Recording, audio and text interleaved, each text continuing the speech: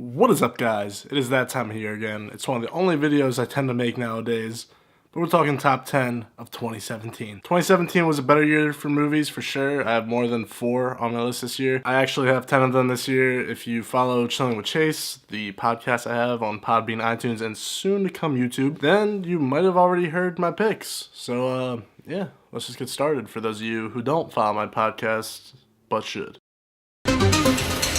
Listen, I want you to come with me. Now, you are going to love it. This place where we are now can be a lot of fun if you let it. You're going to have a good time.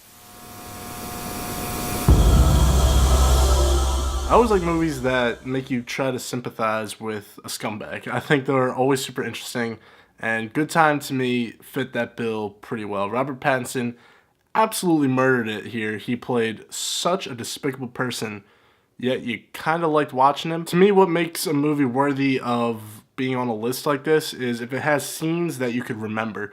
So the robbery scene, the scene in the theme park, which is fucking nuts, the opening with the brother, the ending. There's just so many things I remember about Good Time that will stick with me for a while. Visually, it's great. Dialogue-wise, it's great. Character-wise, phenomenal. Just a really solid film, one that I wasn't really expecting to be this good, but it makes the list this year because Good Time was pretty good. Don't be scared, Mom. You'll see. You won't be able to move either. So get used to it. Where is she? What did you do to her? We're gonna let it burn, burn, burn. I don't understand why I should have to pay the price. Why my children should have to pay the price. It's the only thing I can think of as close to justice. We can light it up. Killing of a Sacred Deer is still like ingrained in my mind. I think this shit was so cool. Yorgos made The Lobster last year, which I thought was pretty fucking good, especially the first half. The first half is some of the best filmmaking I've seen in quite a while. But honestly, after like letting this sit, if I had to pick between Killing of a Sacred Deer and Lobster, I think I'm going Killing of a Sacred Deer, just for the sheer fact that I kind of love like fucked up, kind of like realistic fairy tales, if that makes sense. Dunkirk kid here absolutely killed it. Gives one of the best performances of the year, hands down. The imagery is phenomenal. This film has the best scene of the fucking year. No question. You know what I'm talking about if you've seen it. It's fucking great. It's funny. It's dark. It's interesting throughout. I never got bored. And it's just one of the best experiences I had in a theater all year. It sucks. I feel like not a lot of people saw it. So if you haven't seen this movie for some reason and you are really into horror, check it out. It's phenomenal. What am I doing trying to make the films that I used to make? What if I make a documentary? And this is where you come in. Oh my God.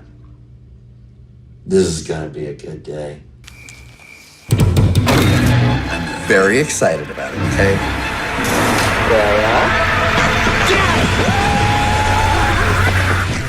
I saw the first Creep when it first came out back in like 2015, I think it was, and it was cool. It was like this parody of found footage movies, yet it does some actually really good creepy scares while still being a parody. But at the end of the day, I was like, yeah, it was an enjoyable movie. And then Creep 2 drops, and it just fucking destroys the first one entirely. It takes the man bites dog approach and just turns it into a style where Mark Duplass, who gives the best male performance of the year, basically invites this videographer in to make a documentary about him and how he's a serial killer. And they take that concept, they go full fucking send with it, and I absolutely love this movie. Like Killing of the Sacred Deer, it has scenes that are ingrained in my fucking head. It has awesome acting from Mark Duplass. He absolutely destroys it here. And he's just, you can tell he loves this character. And for that reason, everyone that watches these movies are going to love him as a character. It's just a sequel that takes a completely different take from the first film. And for that reason, makes it a way better film than the first film. I feel like it's a movie no one really watched. Creep 1 is pretty short, Creep 2 is pretty short. Watch them back to back, especially for Creep 2, because this sequel was nothing like what I expected it to be, and I wouldn't have expected Creep 2 to be on a list like this, but it is, and you should check it out. In 3, 2, 1. And as sad as the spectacle of these billboards might be, This reporter, for one, hopes this finally puts an end to the strange saga of the 3 billboards outside. Then put an end to shit, you fucking retard. This is just a fucking start. Why don't you put that on your Good Morning Missouri fucking wake-up broadcast, bitch? 3 Billboards is a movie I actually rewatched recently, just because it wasn't on the list originally, but I was like, you know what, I'll check it out again. I'll give it another shot. Liked it a little bit more, and because of that, it's on this list. I just think this movie packs so much great story into such a short amount of time that it feels like its own miniseries, especially after rewatching it. There's so many subplots going on where it's kind of like The Last Jedi, except unlike The Last Jedi, it handles them pretty well, and each story is pretty interesting. All the characters are great, all the acting is phenomenal. I just love fucking Frances McDormand, man. If I could ever work with one actress one day, Frances McDormand. No question. Again, going to this concept of, does it have scenes that'll be kept in my mind? And there's a scene halfway through the movie that's one of the best scenes of the year that I can't really describe because it spoils a huge part of the movie, but if you've seen it, you probably know what I'm talking about. It's handled so well. I'm a fan of the ending. I think in terms of dialogue, it's the best of the year. In terms of structure, it's handled so well. Like I said, combining all these stories that on the second viewing, I just really appreciated. Even more so than I saw it the first time. It's funny, it's dark, it's well crafted. It's the only Martin McDonagh film I've seen, unfortunately. I know I get a lot of fucking hate for that, but I've been told by multiple people throughout multiple different friend groups that I'm the type of person that would love In Bruges and 7 Psychopaths. So I'm getting on that ASAP because 3 Billboards Outside Ebbing, Missouri is pretty fucking good. We won't be liked. Yeah, well, you know your mom's tits, they're totally fake. She made 1 bad decision at 19. 2 bad decisions. And we won't succeed. I want you to be the very best version of yourself that you can be.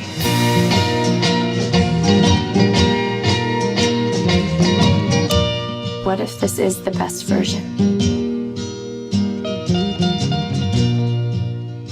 Lady Bird is another one that was like just about to not make my list, and then I rewatched it, and I don't know, I am a sucker for coming of age movies, okay? In that sense, I'm a pussy, I guess. But there's something about this type of movie that just always seems to connect with me. I'm a very emotional person. If you could hit me emotionally, and you could grab me there, you win me over, and that's why I kind of fucked with Lady Bird. I think the family dynamic that's handled here is just so great. I think it's just a really accurate representation of a lot of family life. I know I connected on it in that sense on a personal level.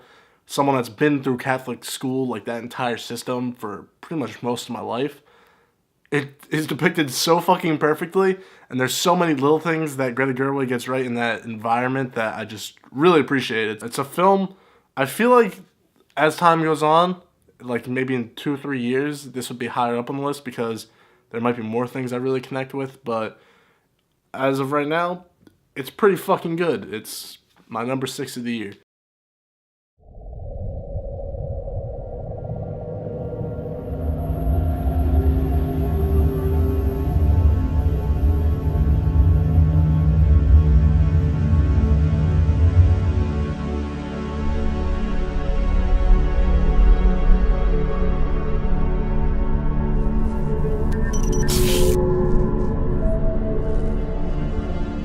I didn't even know this was like a thing. I love World of Tomorrow. World of Tomorrow, as of right now, at this point in time, is my favorite film of 2015. It's my favorite short film, possibly of all time, because I've seen it probably 8 times now, and every single time I catch something new, I appreciate something more, and it's just one of my favorite films ever. So World of Tomorrow 2 is something I never asked for. There's probably not a lot of people that asked for it, but Don Hertzfeldt is a fucking genius and still delivered something that is borderline masterpiece. Unfortunately, I've only seen this one time, which really sucks because I ran it. I was like, yeah, I'm going to watch it a couple more times. I just didn't have time for it. I know this is a film because World of Tomorrow, when I first made the top 2015 list, was like number 3 or 4. After a couple rewatches, it became my number 1. So this has potential of technically going up the list after a couple viewings. I don't really want to get into it if you don't know anything about World of Tomorrow or World of Tomorrow 2.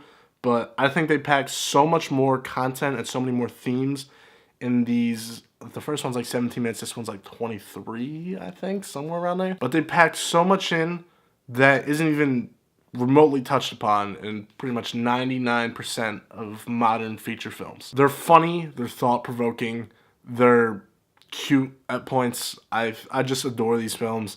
Don Hertzfeldt is the fucking boy. Check this film out after you check out the first one, because it's something. It sucks because I can't really get into it without spoiling parts of it, because I mean they're a fucking short film. There's only so much you do without spoiling everything. But the things they talk about, life and technology versus nature and fucking cloning and just check them out. I'm saying them because you have to watch the first one before you watch this one. And Roll Tomorrow 2. It's the best sequel of the year, hands down. Do you need help? You can't live here and act this way. Yes, I can. No, you can't. Can you just let me be? Let me ask you all something. How'd you feel about getting high with a gay guy? You don't do this much, do you? Please tell me what's going on. I'm fine. What is it?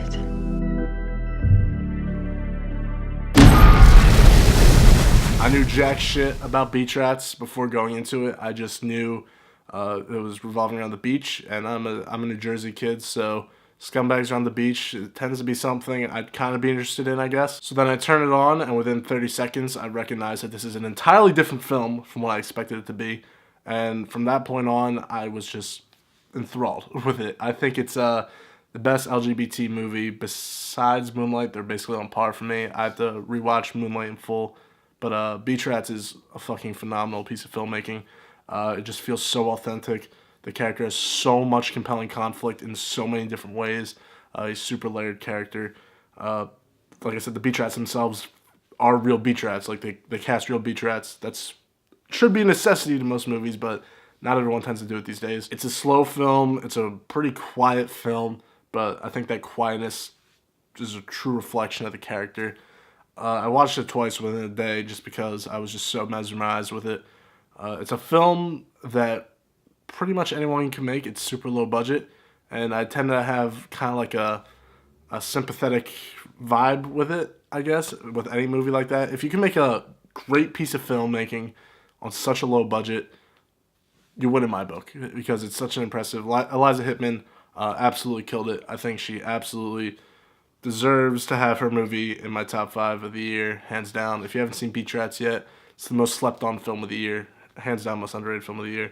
And I really do think this could be a cult classic in the upcoming years. So get on the hype train before it blows up, because it's amazing. What's happening, baby?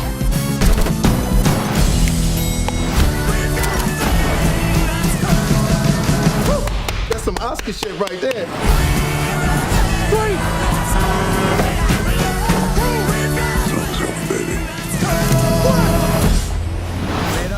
I'm probably going to get some hate for saying this, but I think Baby Driver is my favorite Edgar Wright film. I think it's absolutely fantastic, and it's just a chase movie. It is my kind of action movie. I'm biased because I love editing those tributes that you see at the end of the year, kind of like the movie montages. Anytime I go on like a vacation, I love making a montage video just edited to music. I know some people think that's super basic.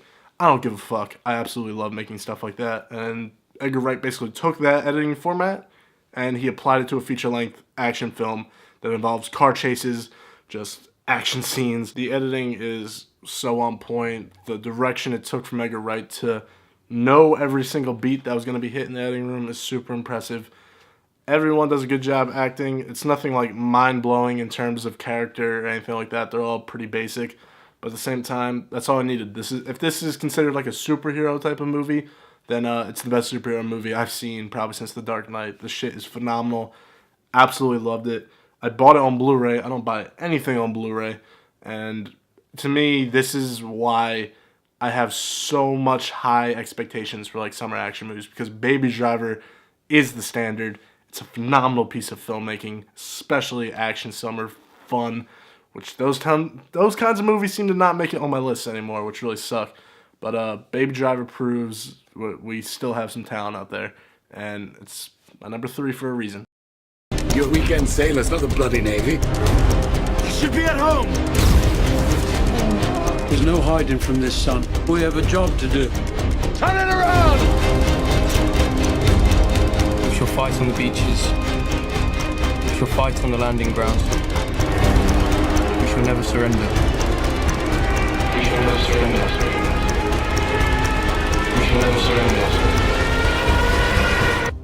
Dunkirk is the prime reason as to why I say you should watch every movie twice, even though that can be pretty hard sometimes. When I first walked out of Dunkirk, I was like, yeah, it was good, but like it just wasn't anything great.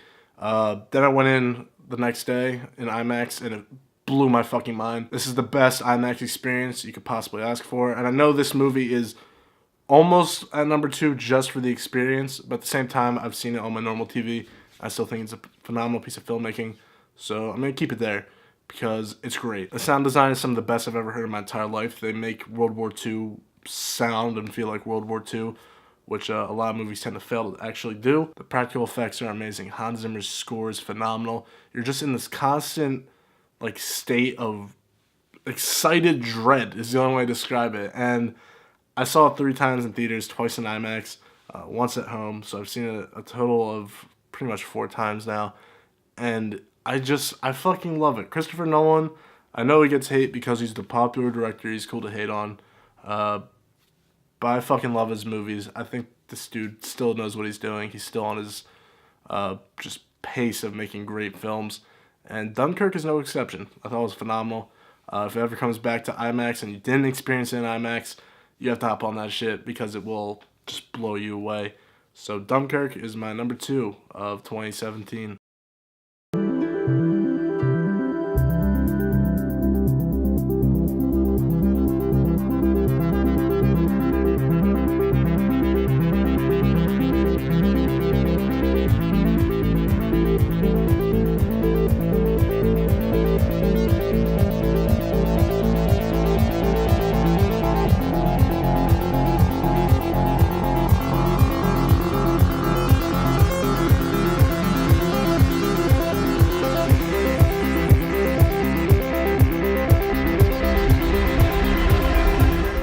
If you've been following me on Twitter or just know me in general, you probably knew this was going to be number 1. Is it the best film of the year? Probably not. Is it my favorite film of the year? Abso-fucking-lutely. This is also the point where you always should go into a movie blind. You should never know what the film you're about to see is about. I knew jack shit about Brigsby Bear. All I knew was Mark Hamill was in it. If you don't know anything about Brigsby Bear, just go into it. Trust me, it's great. It made me emotional. It was super relatable. And I know I always have the soft spot. If I relate to a movie, I'm gonna fucking love it more than a better movie. But I don't give a fuck. I think that's how it should be for everybody. Brigsby Bear touched every single part of a movie that I want a movie to touch when it's one of my favorite movies. If that kind of makes sense. I kind of just threw that shit out there. It's funny. It's traumatic. It's sad. It's depressing. It's inspiring. I don't know.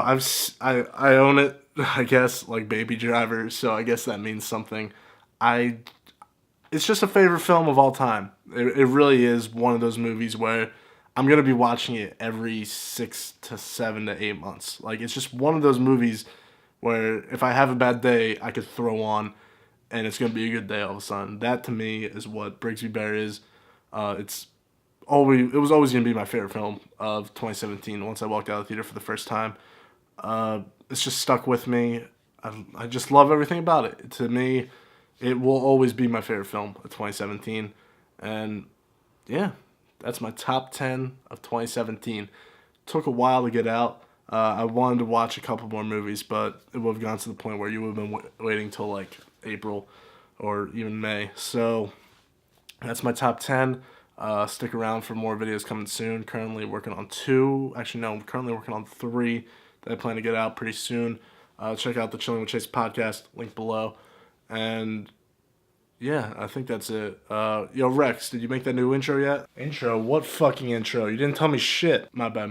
The outro. Did you make the new outro? Oh.